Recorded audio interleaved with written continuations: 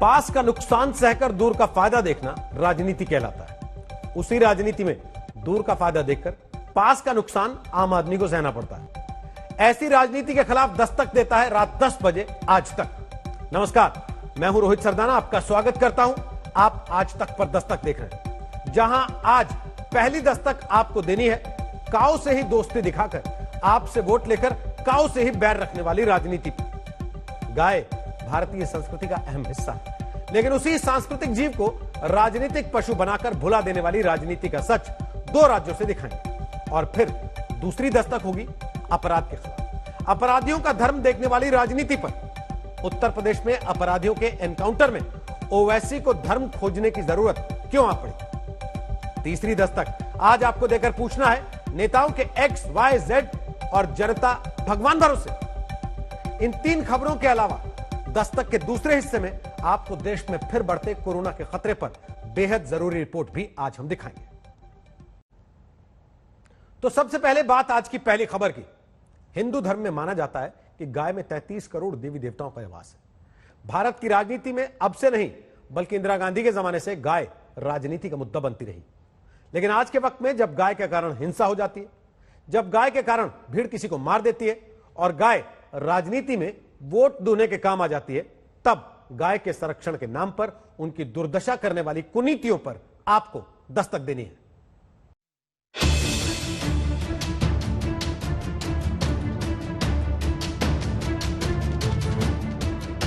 गौ माता की रक्षा होनी चाहिए कि नहीं होनी चाहिए? बीच तक बताओ, होनी चाहिए कि नहीं होनी चाहिए?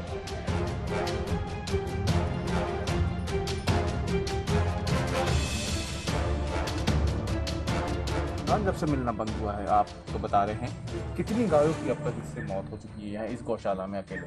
71 गाय की मौत हो चुकी है 7 महीने में। 71 गाय।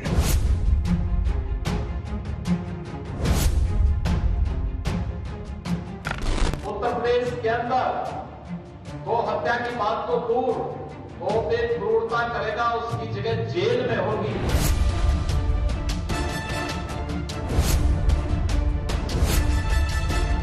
यहाँ का व्यवस्था शायद ठीक नहीं है, भूसा पैदा कुछ नहीं है।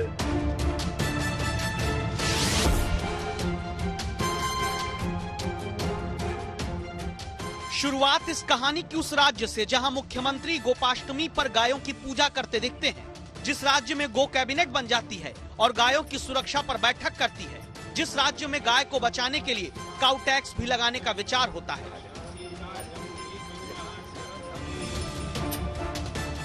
और मुख्यमंत्री कहते रहते हैं, गाय हमारी श्रद्धा और आस्था का केंद्र है। लेकिन केवल श्रद्धा और आस्था नहीं, आत्मनिर्भर मध्य प्रदेश हम बनाने जा रहे हैं, तो आर्थिक स्वावलंबन का एक पाया भी गाय बन सकती है।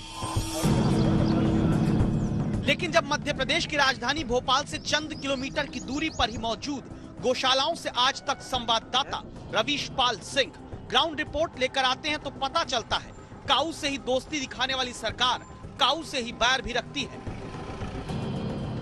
क्या सरकारों को केवल चुनाव के समय ही गाय, गौशाला और गौसेवा की याद आती है?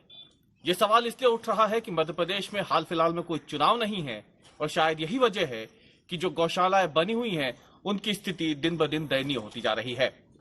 राजधानी भोपाल से महज 25 किलोमीटर दूर कुठार गांव में हम मौजूद हैं। ये एक शासकीय गौशाला है। शासकीय हम इसलिए बता रहे हैं क्योंकि कमलनाथ सरकार ने 1000 गौशालाओं को बनाने का जो लक्ष्य रखा था, उसी लक्ष्य के तहत इस गौशाला को बनाया गया है, राधा कृष्ण गौशाला। लेकिन यहाँ गायों की स्थिति देखिए आप।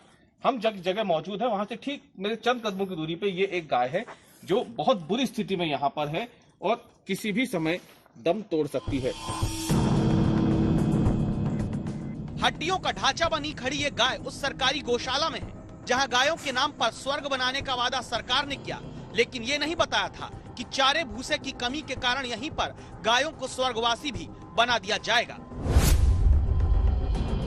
ये भूसे वाला घर है जो भूसा सेट बनाया हमने। इसमें जब 2 महीने का हमें अनुदान मिला, जैसे जून 2020 से गौशाला के लिए भूसे के लिए पैसा जो 20 रुपए दिया गया था, उस टाइम इस भूसे के टाल में ये पूरा भूसे से भरा हुआ था। 2 महीने में, लेकिन पैसा नहीं मिलने के कारण आज आप स्थिति देखिए, इसमें भूसा नहीं है। नियम है प्रति गाय प्रतिदिन गौशालाओं को 20 रुपए दिया जाएगा। गौशाला की तरफ से सरपंच जनपद पंचायत को डिमांड भेजते हैं। जनपद पंचायत को उस 20 रुपए के लिए डिमांड जिला पंचायत को भेजनी होती है। फिर जिले का प्रशासन तय करता है फंड देना है कि नहीं, कितना देना है, कब देना है। आरोप है मध्य प्रदेश में गौशालाओं को 5 से 8 महीने का फंड अब तक नहीं दिया गया। 20 रुपए गाय सरकार ने तय किया था गायों को अनुदान देने के लिए, वो 20 रुपए 2 महीने के लिए पहुंचा। तब तक हमने बड़ी व्यवस्था की, जो पहुंचा पैसा। इसके बाद से अभी तक जो स्थिति है 5 महीने की, उसमें हमें 1 भी रुपए नहीं मिला है फंड के तौर पे, जो अनुदान के तौर पे। यदि वो पैसा मिलता तो गाय की ये स्थिति नहीं होती। क्या उस जो अनुदान जो मिलता है सरकार से 20 रुपए प्रति गाय प्रतिदिन के हिसाब से, उससे क्या कुछ काम हो जाता है? एक गाय पे कितना खर्चा आ जाता है? नहीं, 20 रुपए तो सर कम है मेरे हिसाब से। हम जो चला रहे हैं, हमने जो देखा है, जो सीखा है, इससे कि कम से कम एक गाय पे 40 रुपए खर्च तो होना चाहिए। 20 में कुछ नहीं होता गाय का, लेकिन हम वो 20 रुपए भी मिलते टाइम पर उसको, और हम सब लोग इकट्ठा करके हम उसको चला सकते हैं। पैसा मिलता नहीं तो हालत ये होती है कि अकेले भोपाल की राधा कृष्ण गौशाला में 7 महीने में 71 गायों ने दम तोड़ दिया। और दावा है कि लगभग ऐसी ही दुर्दशा मध्य प्रदेश में 327 निजी गौशालाओं, 904 राजकीय गौशालाओं की हो रही है, जिन्हें सरकार की तरफ से फंड देना होता है। उस पर तुर्रा ये कि शिवराज सिंह की सरकार 2000 नई गौशालाओं को बनाने का ऐलान कर चुकी है। लेकिन काश गाय हमारी माता है करने वाली राजनीति पहले से चलती आ रही गौशालाओं का हाल देख लेती। भोपाल के पास ही महामृत्युंजय गौशाला की गाय सिर्फ सूखा भूसा इसलिए पा रही हैं क्योंकि इन्हें भूसे के साथ जरूरी चीजें देने वाला पैसा कई महीनों से आया नहीं। उधार लेकर गौशाला समिति गाय पाल रही है। 6 महीनों से अनुदान ना मिलने के कारण हमको सबसे गायों के लिए जो है भरण पोषण की व्यवस्था, कर्मचारियों का वेतन है, इन सब के लिए हमें बहुत समस्याएं हमारे सामने आई हैं। हमारी जो समिति के लोग हैं, हम लोग ने आपस में मतलब दान चंदा करके और इसको, और कुछ जरूरत पड़ती तो उधार लेके हम इसका संचालन ऐलान किया था। कांग्रेस फिर मध्य प्रदेश में कैटल रेस्क्यू अभियान लेकर आई। गायों का ध्यान रखने के लिए मोबाइल ऐप योजना भी मध्य प्रदेश में चली। फिर गायों के लिए मंत्रियों अधिकारियों की एक गो कैबिनेट तक बना दी गई। लेकिन इतनी सारी योजनाएं हाथी का दांत बन जाती हैं जो सिर्फ दिखाने के लिए होती है। गाय के लिए योजनाओं का पैसा तो गौशालाओं तक पहुंच नहीं पाता। मध्य प्रदेश के बाद आपको उत्तर प्रदेश का हाल भी दिखाते हैं।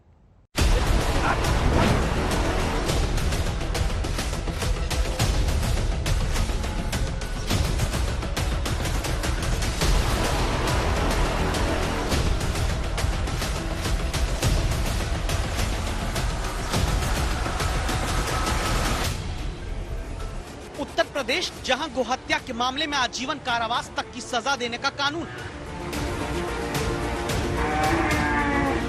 उसी प्रदेश में जब गो तस्करी करने वाले माफिया के खिलाफ प्रशासन कार्रवाई करता है तो मुनादी होती है। में 8 मुकदमे दर्ज हैं। ये तस्वीर संभल की है, जहां गो तस्करी से जुड़े गैंगस्टर रेहान के 3 मंजिला मकान और 50 लाख की संपत्ति को प्रशासन ने मुनादी करा के कुर्क कर दिया। अपराधी कोई भी हो, उसके खिलाफ ऐसी सख्त कार्रवाई तो जरूरी है।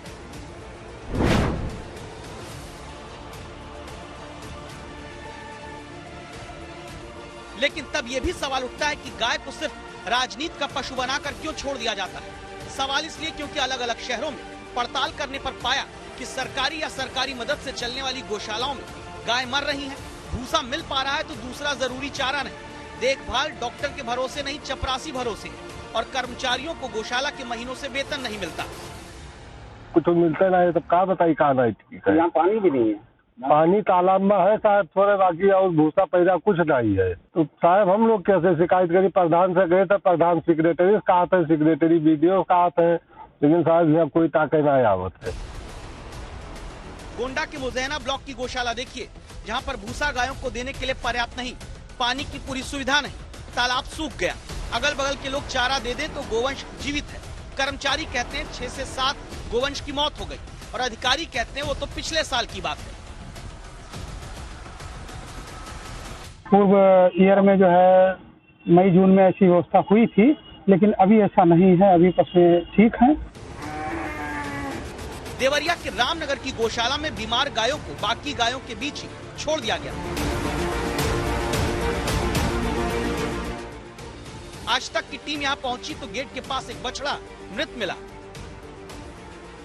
थोड़ी दूरी पर एक और गोवंश की मौत हो गई थी। पशुधन विभाग से आए जिनको आप गाय को इंजेक्शन लगाते देख रहे हैं, ये कोई डॉक्टर नहीं बल्कि दौरे पर आए विभाग के चपरासी हैं। और अधिकारी अपने दफ्तर में बैठकर क्या कहते हैं सुनिए।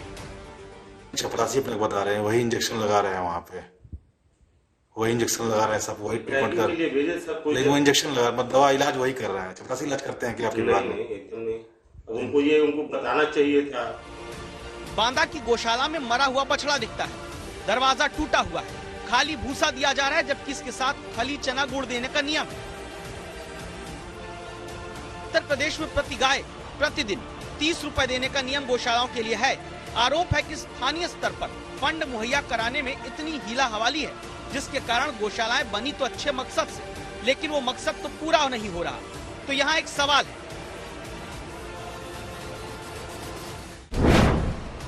2010 से 2017 के आंकड़ों के मुताबिक देश में गाय की रक्षा के नाम पर 63 हिंसक वारदात हुई। गोरक्षा के नाम पर 2010 से 2017 के बीच 28 भारतीयों की जान ले ली गई।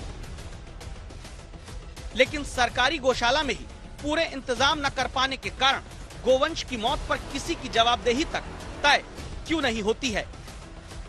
लखनऊ से शिवेंद्र श्रीवास्तव के साथ आज तक ब्यूरो। गाय पर राजनीति होती है तो सियासत अपराध पर भी हो रही है।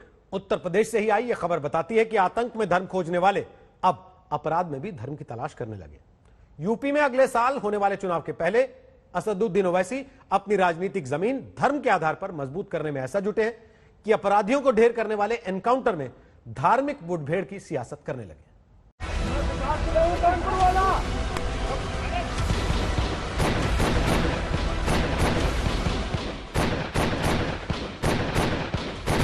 $6,475 एनकाउंटर हुए, जिसमें से मरने वालों की तादाद 37% मुसलमानों की। आप कहते हैं कि या तो जो अपराधी हैं वो जेल में जाएंगे या यमराज के पास जाएंगे, ये क्या बात है? तो मैं क्या अपराधियों की आरती उतारूं? एनकाउंटर अपराधी का होता है या फिर किसी धर्म के अपराधी का? इस सवाल का जवाब आप खुद से देते हुए देखिए उत्तर प्रदेश में सियासी पैर पसारने को पहुंचे असदुद्दीन ओवैसी को। वो जब मंच पर पहुंचते हैं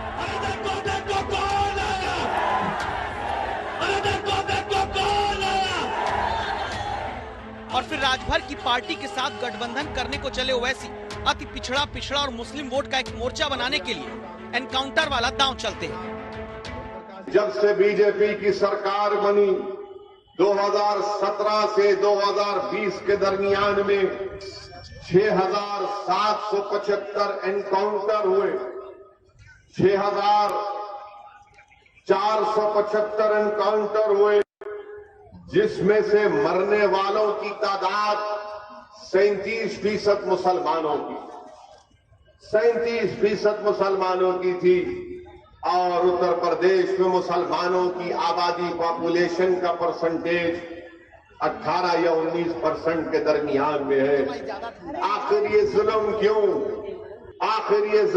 हो रहा है कि एक देश के बड़े प्रदेश का मुख्यमंत्री कहता है कि ठोक दो।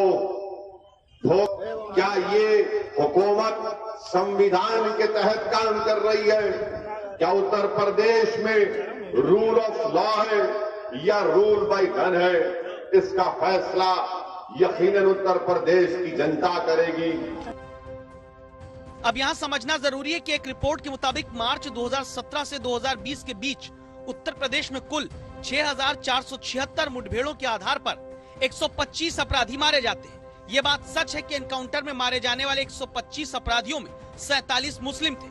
लेकिन अगर इस कहानी को पलट दे तो क्या ये नहीं कहा जाएगा कि एनकाउंटर में मरने वाले 125 अपराधियों में 78 हिंदू अपराधी भी थे? अपराध पर सियासत करने वाले हर दल से सवाल ये भी है कि एनकाउंटर में शहीद हुए 13 पुलिस वालों के लिए यही पीड़ा क्यों नहीं महसूस होती? मुठभेड़ के दौरान जख्मी हुए 941 पुलिस कर्मियों के लिए मंच से सहानुभूति क्यों नहीं पैदा होती? एक जो नेता अपने आप को तथाकथित नेता कहते हैं, वो इस प्रकार के गलत आंकड़ों को प्रस्तुत करेंगे और हर चीज में वो सांप्रदायिकता की बू देखेंगे। वो अपराधियों को धर्म के आधार पर आंक रहे हैं क्या? उत्तर प्रदेश में अपराधियों के बारे में योगी सरकार का स्पष्ट मत है कि चाहे कोई जाति धर्म हो या कोई संप्रदाय हो, कोई मुरव्वत नहीं, अपराधी अपराधी है। हम कानून के तहत जो भी कानून तोड़ रहा है उसके खिलाफ कड़ी से कड़ी कार्रवाई कर रहे हैं और ये कड़ा संदेश है उनके लिए कि जो जाति धर्म संप्रदाय के आधार पर राजनीति करते हैं कि हम किसी को भी नहीं बख्शेंगे।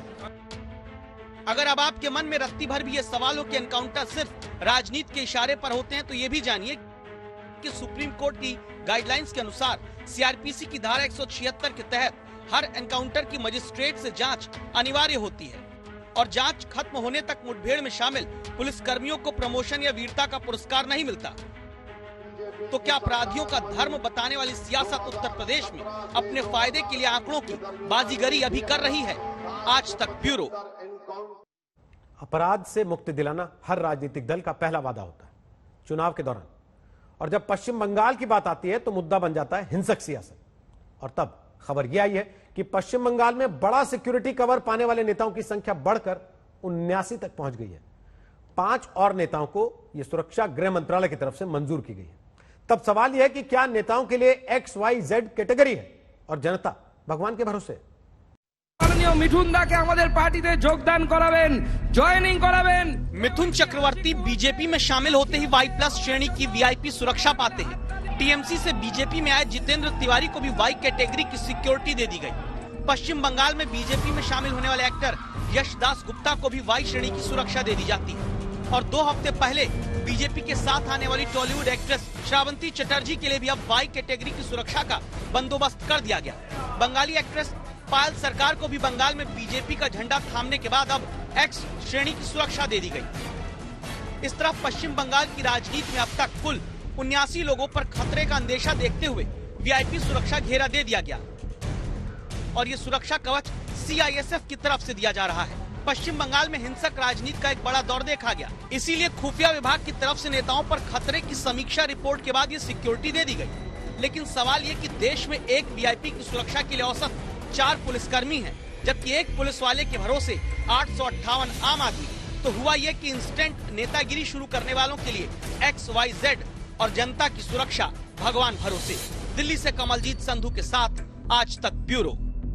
एक बार फिर से कोरोना के खतरे की दस्तक हर दिन के साथ तेज होती जा रही है, जिसको देखते हुए प्रधानमंत्री नरेंद्र मोदी ने फिर से एक मीटिंग बुलाई है। प्रधानमंत्री सक्रिय हो गए हैं। बुधवार को सभी राज्यों के साथ प्रधानमंत्री नरेंद्र मोदी की यह बैठक होने वाली है, जिसमें सभी मुख्यमंत्रियों को रहने के लिए कहा गया। इसी तरह कोरोना से प्रभावित पंजाब ने बोर्ड की परीक्षाओं को महीने भर के लिए टाल दिया है, जिसके बाद अब यह सवाल उठ खड़ा हुआ है कि क्या कोरोना वापस लौट रहा है। महाराष्ट्र के आंकड़े अगर देखें तो कोरोना रिटर्न्स की बात समझ में आती है। हम आपको रिपोर्ट दिखाएं उसके पहले कुछ आंकड़े आज आपके सामने रखना चाहते हैं। यहां देश और महाराष्ट्र 2 जगह के आंकड़े आपको आज देखने चाहिए। पूरे देश का क्या हाल है और महाराष्ट्र अकेले का क्या हाल है। तो देश की स्थिति इस वक्त यह है कि पूरे देश में सक्रिय केस कुल मिलाकर 2,19,000 इस वक्त हैं। लेकिन चिंता की बात देश के लिए यह है कि इसमें से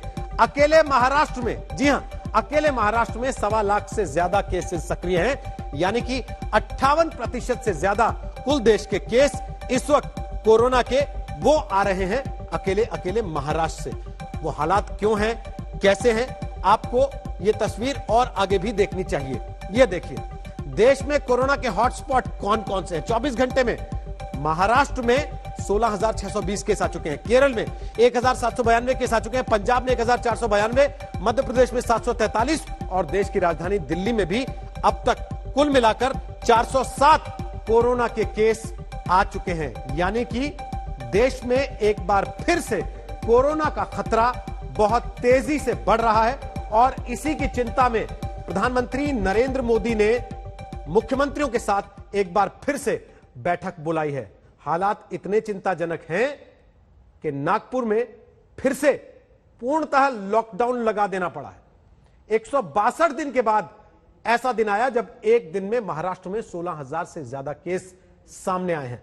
लोगों से अब घरों में फिर से रहने की अपील की जा रही है। लेकिन लोग मानने को तैयार नहीं है।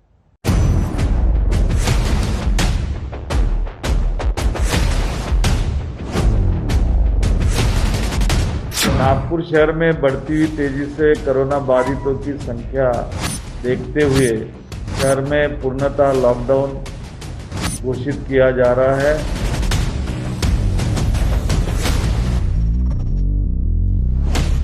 अगर उल्लंघन हुआ तो पुलिस यंत्रणा के द्वारा बहुत ही सख्त कार्रवाई की जाएगी।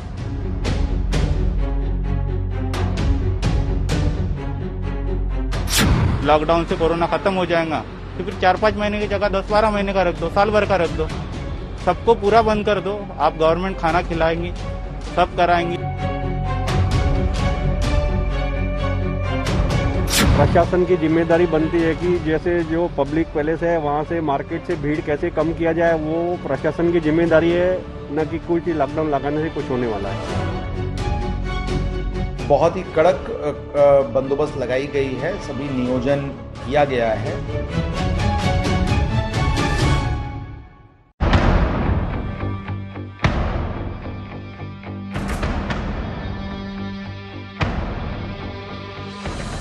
महाराष्ट्र का नागपुर, जहां बेकाबू होते कोरोना को रोकने के लिए लॉकडाउन लगाया गया है, लेकिन लोग घर में बैठने के बजाय सड़कों पर हैं। कोरोना को लेकर घोर लापरवाही देखने को मिल रही है। जब सब कुछ बंद है, तब रोज कमाकर घर चलाने वाले ये लोग सरकार और कोरोना को बढ़ावा देने वालों से पूछना चाहते हैं कि क्या लॉकडाउन कोरोना को रोकने का उपाय है, और अगर है तो फिर गरीब लोग घर कैसे चलाएं? नागपुर में ये वो लोग हैं जिनके ऊपर चढ़ी सेहत बनाने की सनक गरीबों के चूल्हों पर पानी डाल रही है। नागपुर में लॉकडाउन मानो सेहत बनाने का ऐसा सुनहरा मौका है जिसे अगर नहीं भुनाया गया तो सैर पर निकले ये लोग बीमार हो जाएंगे। क्योंकि नागपुर में जो लोग बिना मास्क के घूम रहे हैं, जो लोग सोशल डिस्टेंसिंग के नियमों की धज्जियां उड़ा रहे हैं, जो लोग बैडमिंटन खेलने के लिए सोसाइटी के पार्कों में झुंड बना रहे हैं, वो सारे लोग जाने अनजाने आशीष जैसे लोगों की जिंदगी को मुहाल कर रहे हैं। लॉकडाउन से कोरोना खत्म हो जाएगा तो फिर 4-5 महीने की जगह 10-12 महीने का रख दो, साल भर का रख दो, सबको पूरा बंद कर दो। आप गवर्नमेंट खाना खिलाएंगी। आशीष जैसे लॉकडाउन के सताए लोगों का गुस्सा नागपुर के प्रशासन को लेकर भी है, जिससे वो कुछ जरूरी सवाल पूछना चाहते हैं। गवर्नमेंट ऑफिसर बोलते हैं कि लॉकडाउन होना, साहब लोग बोलते हैं लॉकडाउन होना, तो भैया लॉकडाउन हम चालू है, हमारे लिए भी ठीक है, फिर आप अपना पूरा पेमेंट क्यों लेते हैं? नागपुर में कोरोना महामारी क्यों फैली, इसे समझने के लिए आपको ज्यादा दिमाग पर जोर डालना नहीं पड़ेगा। ये पिछले शुक्रवार की तस्वीर है, जिसमें शराब को लेकर लोगों के बीच होड़ उनके लापरवाह होने का हवाला देती है। गौर करने वाली बात यह है कि लोग जब कोरोना को खुला निमंत्रण दे रहे थे, तब उन्हें रोकने वाला दूर दूर तक कोई नहीं था। ऐसे में जिनका धंधा लॉकडाउन में ठप हो गया है, जिन्हें समझ नहीं आ रहा कि अगली EMI कैसे चुकाएंगे, वो अब ये जानना चाहते हैं कि कोरोना फैलाने वाली भीड़ को रोकने की जिम्मेदारी किसकी है। ये जो उन्होंने लॉकडाउन लगाया है, मेरा सोचना ये है कि लॉकडाउन लगाने से कुछ नहीं होने वाला है। पहले ही क्या, व्यापारी की हालत बहुत टाइट लगी पड़ी है हर चीज़ में। 1 साल से स्कूल बंद है और बिजनेस के मामले में प्रशासन की जिम्मेदारी बनती है कि जैसे जो पब्लिक पैलेस है वहाँ से मार्केट से भीड़ कैसे कम किया जाए, वो प्रशासन की जिम्मेदारी है, न कि कुछ लॉकडाउन लगाने से कुछ होने वाला है। सवाल तो जायज है कि लॉकडाउन से पहले जब कोरोना के केस में लगातार इजाफा हो रहा था, तब प्रशासन क्या कर रहा था? नागपुर में शराब खरीदने वाली ये भीड़ जब कोरोना को मजबूत करने का काम कर रही थी, तब प्रशासन कहाँ था? 13 मार्च को जब नागपुर के कॉटन मार्केट में सोशल डिस्टेंसिंग के नियमों की धज्जियां उड़ रही थी, तब स्थानीय प्रशासन कड़ी कार्रवाई क्यों नहीं की? क्यों ये सुनिश्चित नहीं किया कि लोग नियम न तोड़े? लेकिन तस्वीर देखकर लगता है कि तब प्रशासन मौके से गैर हाजिर था, जिसका नतीजा ये हुआ कि लोग बिना मास्क लगाए मार्केट से कोरोना अपने साथ ले गए और नागपुर में लॉकडाउन लग गया। सवाल यह है कि जब सबको पता था कि महाराष्ट्र में कोरोना तेजी से फैल रहा है, नागपुर में हालात बिगड़ रहे हैं, तो फिर क्यों कुछ होता हुआ नहीं दिखा? क्या नागपुर में लॉकडाउन के लिए सिर्फ जनता को दोषी ठहराया जा सकता है? ये सवाल इसीलिए क्योंकि 10 मार्च को जब नागपुर में कोरोना के 1710 नए केस आए, तब प्रशासन के कान क्यों नहीं खड़े हुए? 11 मार्च को 1701, 12 मार्च को 1729, 13 मार्च को 1824 और 14 मार्च को 1976 कोरोना के नए मरीज सामने आए। यानी जब नागपुर में सबसे ज्यादा कोरोना को लेकर सुस्ती देखी गई, तब शहर में कोरोना का ग्राफ तेजी से ऊपर जा रहा था। ऐसे में सवाल तो बनता ही है कि तब प्रशासन आखिर क्या कर रहा था? जो पब्लिक पैलेस है वहाँ से मार्केट से भीड़ कैसे कम किया जाए वो प्रशासन की जिम्मेदारी है, न कि कुछ लॉकडाउन लगाने से कुछ होने वाला है। सवाल है कि लॉकडाउन के ऐलान के बाद प्रशासन में जो तेजी अब देखने को मिल रही है वो पहले कहाँ थी, क्योंकि अगर लॉकडाउन लगने के बाद पुलिस कमिश्नर बेवजह घर से बाहर निकलने वालों पर कार्रवाई के लिए खुद सड़कों पर आ सकते हैं, तो फिर वो पहले कहाँ थे। लॉकडाउन के लिए पूरे शहर में नाकाबंदी लगाई गई है, पेट्रोलिंग मोबाइल्स पेट्रोलिंग कर रहे हैं और जो भी अनावश्यक या नियम के विरुद्ध जो लोग रास्ते पे दिख रहे हैं उनके विरुद्ध कार्रवाई शुरू की गई है। कोरोना को न तो अकेले प्रशासन हरा सकता है और न ही जनता। इस महामारी को मिलकर ही शिकस्त दी जा सकती है, लेकिन महाराष्ट्र से आने वाली तस्वीरें ज्यादा उत्साह भरने वाली नहीं है। नागपुर की तरह मुंबई के दादर में लोग बाजारों में ऐसे घूम रहे हैं जैसे कोरोना खत्म हो गया हो। महाराष्ट्र भले ही देश में कोरोना की राजधानी बन गया हो, लेकिन देश की आर्थिक राजधानी में इसकी किसी को फिक्र नहीं दिखती। लोग सट कर न सिर्फ चलते हैं बल्कि साथ खड़े होकर खाना भी खा रहे हैं। सवाल है कि लोग ऐसा न कर पाए, ये किसकी जिम्मेदारी है? क्योंकि अगर लोग महामारी के संकट को नहीं समझ रहे तो सरकार उन्हें ऐसा क्यों करने दे रही है? महाराष्ट्र में मानो लॉकडाउन ही सरकार को कोरोना के खिलाफ सबसे आसान तरीका दिख रहा है। नागपुर में 21 मार्च तक संपूर्ण लॉकडाउन है। पुणे में 31 मार्च तक रात 11 बजे से 6 बजे तक नाइट कर्फ्यू है। औरंगाबाद में 4 अप्रैल तक रात 9 बजे से सुबह 6 बजे तक लॉकडाउन है। लातूर में 31 मार्च से रात 8 बजे से सुबह 5 बजे तक कर्फ्यू और ठाणे में 16 हॉटस्पॉट इलाके में 31 मार्च तक लॉकडाउन। लोगों की कतारें हैं वैक्सीनेशन लेने के लिए। अगर पुणे की ही बात करें तो पूरे राज्य में देखा जाए तो पुणे शहर में 16,000 के पार पेशेंट्स हो गए हैं और एक्टिव पेशेंट्स के पार हो गए। बात करें तो 25,000 के ऊपर जो है वो एक्टिव पेशेंट्स है और पुणे शहर में रोजाना तकरीबन 1700 एवरेज इतने मरीज पॉजिटिव आ रहे हैं। हम दरखास्त करेंगे कि पूना के लिए, बिकॉज जैसे आपने बताया पूना ऑलमोस्ट लीडिंग है, 1 नंबर पे अभी है। तो पूना में सभी लोगों को मोर देन 18 इयर्स जो है सभी लोगों को वैक्सीनेशन दिया जाए, ऐसे हम सरकार से दरखास्त करेंगे। लॉकडाउन को पूरी तरह से लागू करके ही कोरोना को रोका जा सकता है, लेकिन नागपुर में ऐसा होता नहीं दिखता। उल्टा आशीष जैसे लोगों की रोजी रोटी पर बनाई आज तक भी। अगर ये कहा जाए कि महाराष्ट्र इस समय देश में कोरोना का हॉटस्पॉट बन गया है तो यह गलत नहीं होगा, क्योंकि महाराष्ट्र के ज्यादातर बड़े शहरों में कोरोना के मामले लगातार बड़ी तेजी से बढ़ रहे हैं। आपको हम जरा हालात दिखा देते हैं महाराष्ट्र के तमाम बड़े शहरों की इस वक्त कोरोना के आंकड़ों के लिहाज से क्या स्थिति है। पिछले 24 घंटे में पुणे में 3,259, नासिक में 1,344, मुंबई में 1,963, नागपुर में जहां पूर्णतः लॉकडाउन लगाना पड़ा है 2,353, ठाणे में 1,348 और औरंगाबाद में 903 केस अब तक आ चुके हैं। और यह आंकड़ा केवल और केवल पिछले 24 घंटे का आंकड़ा है। 14 मार्च को पुणे में 3,259 केस, यानी कि जो आंकड़ा हमने आपको अभी अभी दिखाया। लेकिन कोरोना का चैलेंज जैसे जैसे बढ़ रहा है, इस महामारी को लेकर सतर्कता ढीली पड़ रही है, जिसने कोरोना को वापसी करने का सुनहरा मौका दे दिया। ये बताइए, आपने मास्क क्यों नहीं पहना हुआ है? अरे भाई साहब अभी उतारा यार। मास्क क्यों नहीं लगाया है? मास्क तो लगा रहा हूँ सर मास्क गिर गया मेरा। तो आप मास्क ले लीजिए। अब ले वही तो कह रहा हूँ, दुकान देख नहीं लेऊंगा सर। कोरोना से डर तो है ही, तो फिर मास्क जो है वो नाक के ऊपर क्यों नहीं लगा रहे हैं आप? लगाए थोड़ा दम घुटने लगता है, इसके चलते थोड़ा कम कर लेते हैं। कहावत तो सुनी होगी आप, सावधानी हटी दुर्घटना घटी। तो क्या कोरोना को लेकर बढ़ती ऊब इस महामारी को दिल्ली में दोबारा शक्तिशाली कर सकती है? ये आशंका इसीलिए है क्योंकि दिल्ली में कोरोना को लेकर सतर्कता गायब है। देखिए, ये गोल मार्केट का इलाका है, नई दिल्ली का है। कितने लोग आपको दिखाई देंगे जिन्होंने मास्क पहना है, या अगर पहना है तो नियम के तहत नहीं पहना है, ढंग से मास्क नहीं पहना है, सोशल डिस्टेंसिंग नहीं है, लोग एक दूसरे के नजदीक खड़े हैं। यहाँ देखिए, एक तरफ चौपाल लगी, वहाँ भी कई सारे लोग बैठे हैं।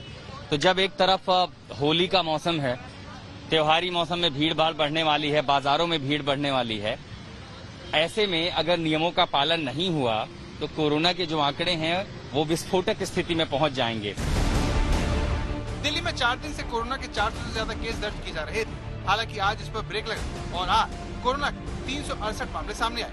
लेकिन फिर भी दिल्ली के स्वास्थ्य मंत्री लोगों को सतर्क रहने और सूखी होली खेलने की सलाह दे रहे हैं। कोरोना जो एक बीमारी है, ये लौट के आने वाली लग रही है, खत्म एकदम से होते हुए नजर नहीं आ रही है। तो लोगों को सतर्क रहने की जरूरत है। सबसे ज़्यादा जो 1 साल के अंदर सीखा है वो सीखा है कि जब ये अगर मास्क लगा के रखें आप, तो सबसे ज़्यादा बचाव मास्क से है। बाकी सभी चीज़ें एक तरफ, मास्क एक तरफ है। देखिए, आप बिल्कुल जनता से हम अपील करेंगे कि थोड़ा सा डिस्टेंसिंग रखें, और मुझे लगता है कि इस बारी सूखी होली मनाया ज़्यादा अच्छा रहेगा। कोरोना को लेकर सावधानी क्यों जरूरी है, उसे आप अहमदाबाद के डॉक्टर दंपति के कोरोना पॉजिटिव होने की खबर से समझ सकते हैं। दोनों को वैक्सीन लग चुकी थी, लेकिन उन्होंने ख्याल नहीं रखा और कोरोना पॉजिटिव हो गए। दरअसल वैक्सीनेशन के बाद शरीर में कोरोना से लड़ने वाली एंटीबॉडी बनने में वक्त लगता है, इसीलिए डॉक्टर वैक्सीन लगने के बाद भी मास्क लगाने और सोशल डिस्टेंसिंग की सलाह देते हैं। ये घटना दिल्ली वालों के लिए सबक है, जो कोरोना को कुछ ज्यादा ही हल्के में लेते दिख रहे हैं। दिल्ली से आशुतोष मिश्रा और पंकज जैन के साथ गोपी खांगर, अहमदाबाद, आज तक। तो दस्तक में आज के लिए इतना ही। कल आपसे फिर मुलाकात होगी एक नई दस्तक के साथ, लेकिन तब तक के लिए सतर्क रहें, सुरक्षित रहें, अपना ख्याल रखें। नमस्कार।